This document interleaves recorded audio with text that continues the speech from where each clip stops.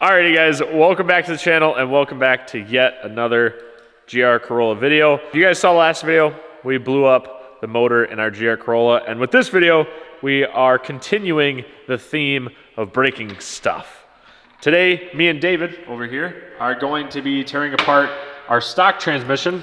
If you guys don't recall, this transmission broke probably November-ish, so 4 or 5 months ago. That's kind of the main reason why we ended up going with our new sequential transmission. These transmissions have a really big issue with the 5th and 6th gear hub, as well as the hub that the 2nd gear rides on. We'll get into it more in depth once we start taking the transmission apart. We haven't taken this transmission apart. We don't actually know what has broken in it. We have done a bunch of reading online, forums and stuff, talking to people all over the world, GR Corolla, GR Yaris people who have had the same issue. So we kind of wanted to make this video to go through and actually figure out, document what actually breaks in the stock GR Corolla and Yaris transmissions. And then we're going to talk about kind of the few different options we have to fix this one. Dave's going to start pulling it apart and we're going to get into the video.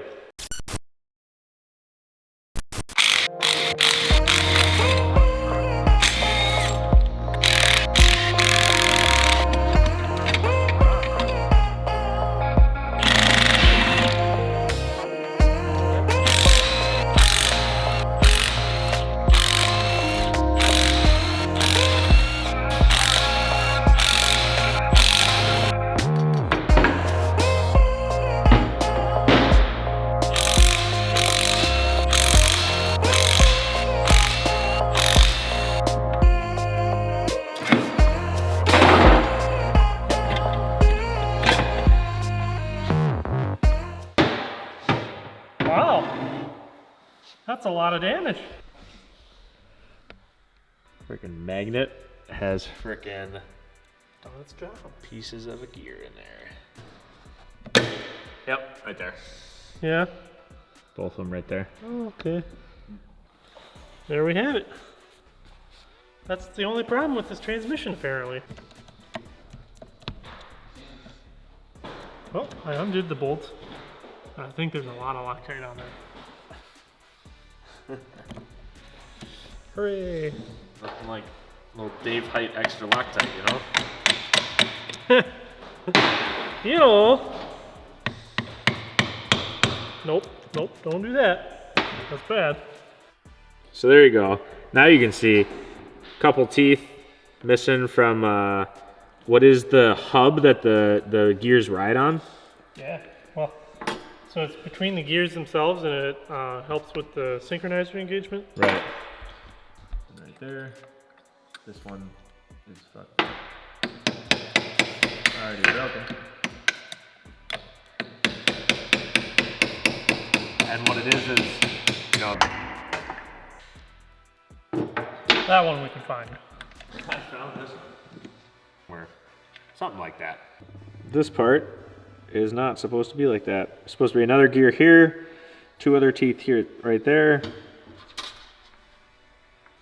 Then over on this side, it's supposed to be another tooth right here, and another tooth, another tooth. So there's like what? 1, 2, 3, 4, 5, at least 5 teeth missing from this hub. Definitely is not a good sign. You can see a couple of them. We got 1 right here, 2, got a couple more right there, a couple more on this magnet. Well, that was interesting. Holy shit. Hey, my fingers are okay, so we're all good. Okay.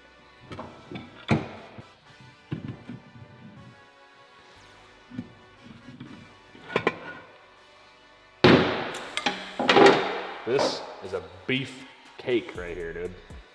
If you learn anything from this, it's change your tranny fluid. Yeah, that definitely would have helped us. Yep. Change your tranny fluid. So this one's okay. At least on that side.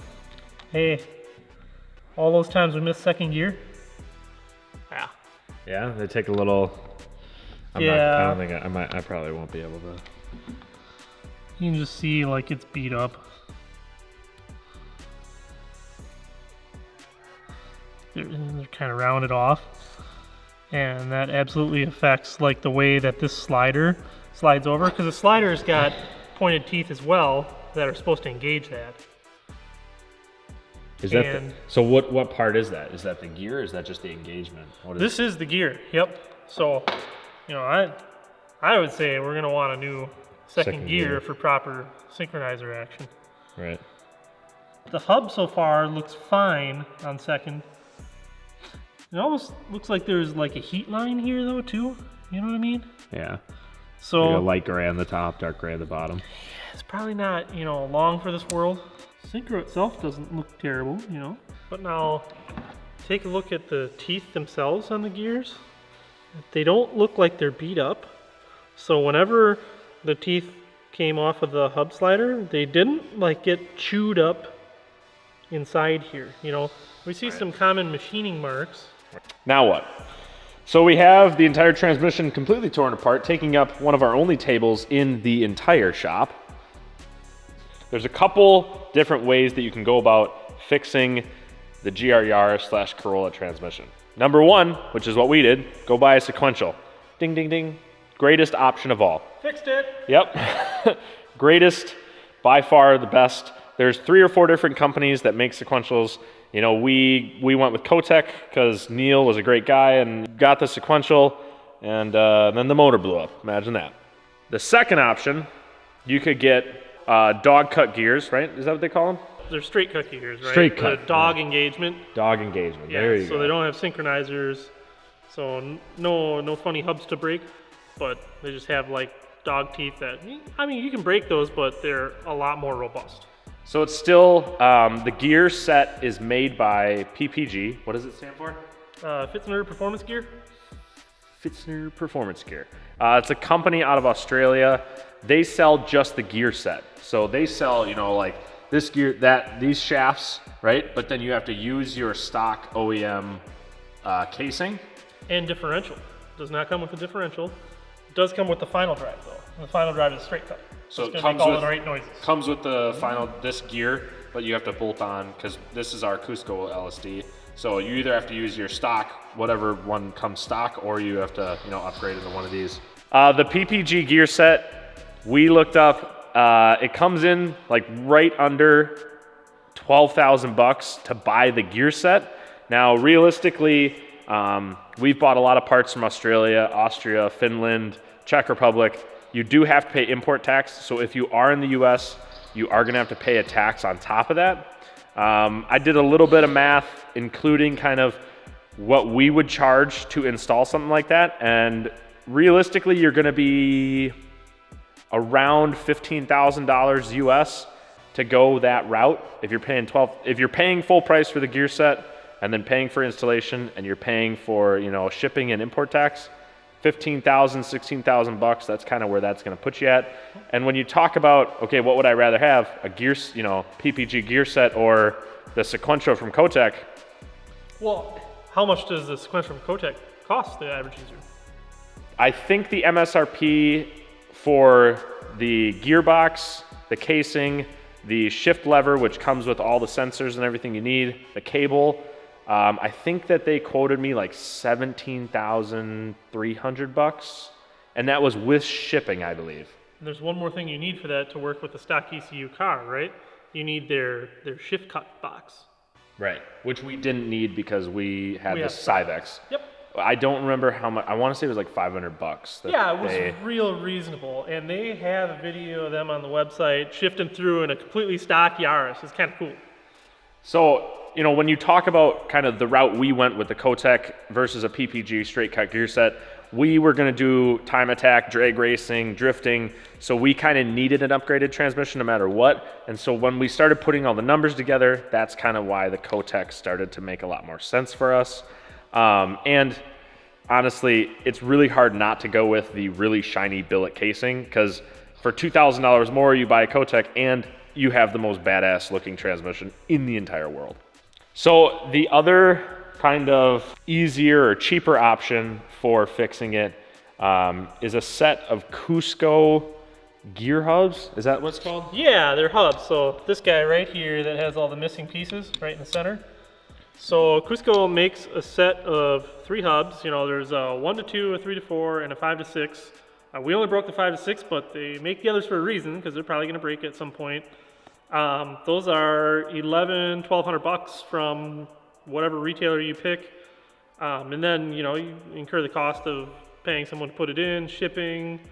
So you're probably right around $3,500, something like that, to get those installed. But then you're reusing the stock gears. Right. That also, you know, hopefully you didn't break your gears, shear your gears. Like Dave said, honestly, before we put all this back together, we probably have to buy a new second gear because there was a little bit of chipping on the engagement ring or the engagement teeth on second gear. Yeah. So that is kind of, you know, and that's why it's cheaper, right? Because the Cusco hub set doesn't come with new gears. It basically just fixes the issue of the hubs are really, really weak on these cars.